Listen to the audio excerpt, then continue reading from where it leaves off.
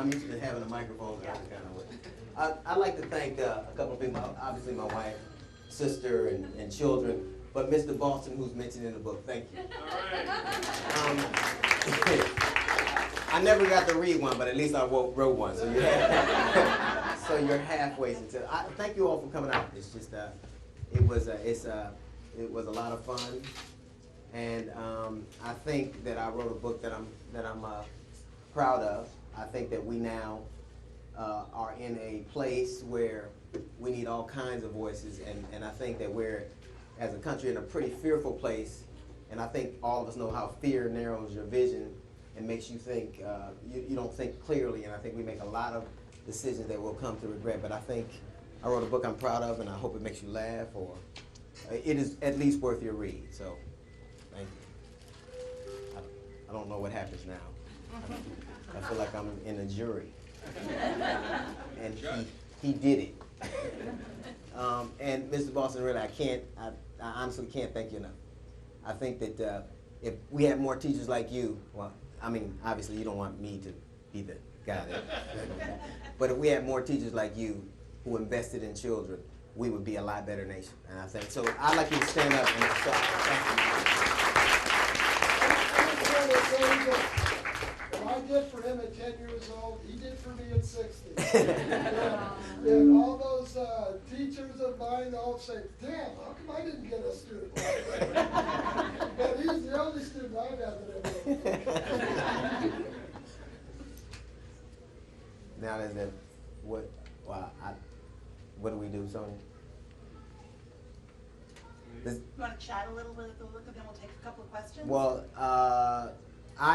I think that originally this is the conception of the book came about. I was reading about Martin Luther and how he wrote his manifesto, and it basically challenged the Catholic Church and called them out on his hypocrisy. And originally that was the thought of the book, but of course nobody wants to hear a black guy write about Martin Luther in the 1500s. So it morphed into just a look at how, comedically I've been in every part of this country, and I've seen, I don't think there's a state I haven't been to. And I think that I've noticed a palpable change in not only just us as a culture, but even interacting, interculturally. I think the things that we expect from each other. I remember once when I was growing up, my mother used to say the world doesn't owe you anything, and now we have a nation of children who believe that they are entitled. And I think we all kind of feel like that to a greater or lesser degree. And it's just not the place that we grew up, regardless of the challenges we all faced. I think that there was a certain sense of pride in what you did. Like, my father swept planes and, worked at a steel mill, but he was very proud to do his job.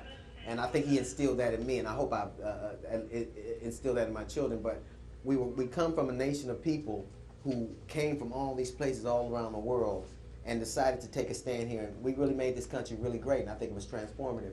And I think we're descendant of people who won wars and led the world in manufacturing. We put men on the moon, and now we're a step down from that. We're a nation that has Facebook, so we can like all that shit. We just can't do it. And I think it's a challenge to us to become what we know we are. And I think that all of us want to be safe, and all of us want to be in a position where we don't have to challenge ourselves. But I think that if we don't do something about what is happening, and I think all of us know this internally, if we don't do something around us about what's happening around us, then we certainly won't be what we were, and we won't be what we could be. And that to me was the motivation for the book. I see now more black men are in jail than were ever slaves. I see schools that fail. I see a nation that is like, I watch politicians say all the time that we're the best labor force in the world, but nobody will hire us. Like, even our uniforms, the Martin Luther King monument was Chinese artists and Chinese workers, and there's certainly nothing wrong with that. But the idea that we can't even invest and build ourselves is a challenge, and I think that this book made me look at things more clearly, and I enjoyed doing it. I hope you all enjoyed reading it, and that's really all I have right now. Kind of flailing around. All right. Should we take a couple questions? Sure. Who's got a question? Somebody Questions? I'll be first. Here you go. Thanks. I'll start off. How you doing, Jill? I'm excellent, man. Good. What did you get out of writing the book that you don't get out of performing on stage or being in movies or on TV? What writing did, I think that it was the first time I'd ever written something. Like usually when you write a text or an email, you have to be careful of the way that it's going to be perceived. And you know, if you're writing a text, you can put LOL behind it, or you can put a smiley face and people get your intent. I think the book stripped that away from me, and it was a process where I just kind of had to, to talk to myself and basically write a book that I made sure I was clear on. And I was very clear when I wrote the book, and I really enjoyed the process much more than I thought I would. How long did it take? It took 4 months. 4 months, and it was.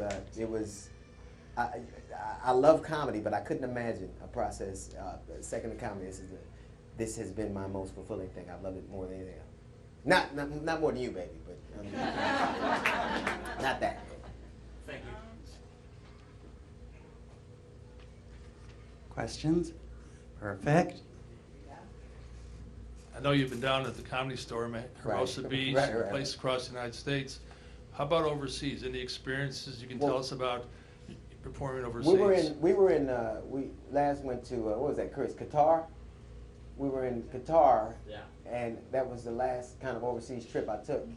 And we landed in Qatar, and this is not, I'd never flown a plane I flew Qatar Airlines, and I'd never flown a plane that was flown by Arabic pilots. So I wake up to the sound of it. I don't know if you've ever woken up with the pilot speaking Arabic, but that's horrifying. It really was.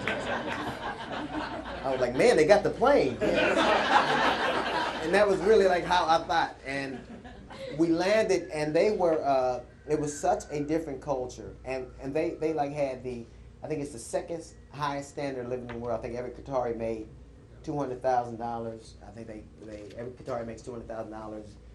The king a couple of years ago got complaints from his citizens, it's 350,000, that they were paying too much in mortgages, so he paid their mortgages off. And so they're very wealthy, and they're consumed with learning. And at a certain point, I got jealous, because I remember when we were, I remember us being that curious, but it was a different, I hadn't been in a culture, immersed in a culture that was so kind of consumed with learning things. Cool. Any more questions here? Let me pop on over.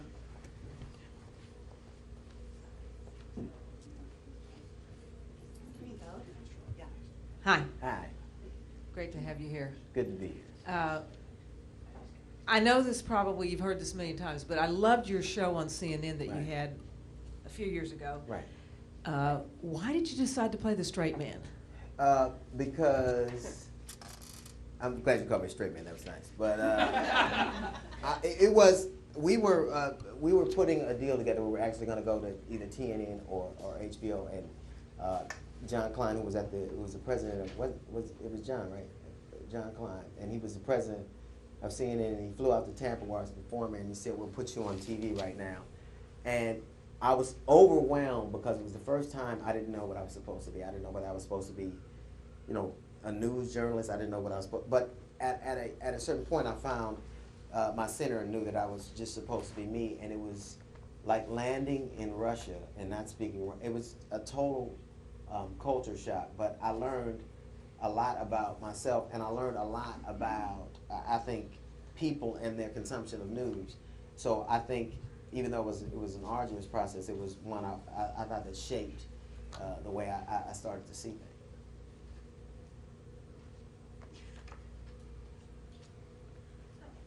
Over here. Okay, good. She has asked a question. Oh. I have a microphone. No, you don't.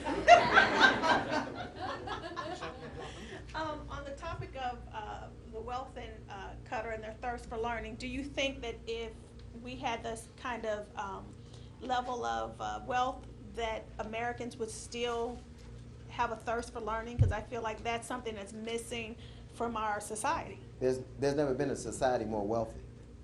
And I think that there's also never been a society, a generation less curious. And I think that we have been consumed, like we used to make things.